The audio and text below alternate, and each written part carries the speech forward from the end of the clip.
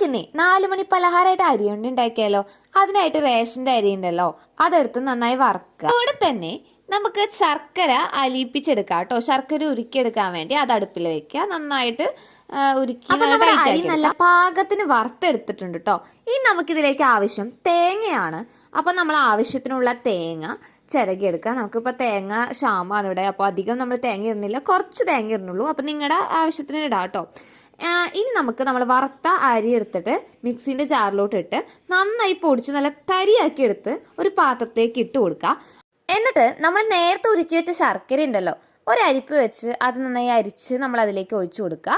അപ്പോൾ ശർക്കരയ്ക്ക് നല്ല ചൂടുണ്ട്, അപ്പോൾ കൂടെ നമ്മൾ തേങ്ങ ചിരകിയതും കൂടി ഇട്ട് കൊടുത്തിട്ട് ആ ചെറിയ ചൂടോടെ തന്നെ കുഴയ്ക്കാൻ നോക്കണം കേട്ടോ. എന്നാലാണ് നമുക്ക് നല്ല അരിയുണ്ടായിട്ട് നല്ല ടൈറ്റായിട്ട് കിട്ടുള്ളൂ. തണുപ്പ് ആറിക്കഴിഞ്ഞാൽ അത് പെട്ടെന്ന് പൊടിഞ്ഞു പോകാൻ ചാൻസ് ഉണ്ട്. ഈ ഒരു ഇളക്കിലൂടെ ആ പൊടിയിൽ നമ്മുടെ തേങ്ങയും ശർക്കരയും അങ്ങോട്ട് ചേർന്ന് നല്ല പാകമാക്കി കിട്ടണം. ഇനി നമ്മൾ ഓരോ ഉരുളകളാക്കി ഓരോ ഉണ്ട പോലെ ആക്കി പാത്രത്തിലേക്ക് വെക്കുക. അങ്ങനെ നമ്മൾ മൊത്തം ഉണ്ടകളാക്കി വെച്ചു കേട്ടോ. അപ്പോൾ നമ്മുടെ അരിയുണ്ട ഇവിടെ റെഡി ആയി കഴിഞ്ഞു. അപ്പോൾ നമ്മളൊരു മാക്സിമം ഒരു 2 മണിക്കൂറെങ്കിലും വെച്ച് കഴിഞ്ഞാൽ നല്ല ടൈറ്റാക്കി കിട്ടും. ഞാൻ ഉണ്ടാക്കി അപ്പം തന്നെയാണ് ഇത് കാണിക്കുന്നത്, അതുകൊണ്ടാണ് ഇത് പൊടിഞ്ഞു പോണേ. കുറച്ചേരം വെച്ച് ടൈറ്റ് ആവും കേട്ടോ. നമുക്കിത് ഫ്രിഡ്ജിൽ സൂക്ഷിച്ച് വെച്ച് കഴിഞ്ഞാൽ കുറേ നാളിരിക്കും, ഒരു മാക്സിമം ഒരാഴ്ചയ്ക്ക് ഇരിക്കും കേട്ടോ.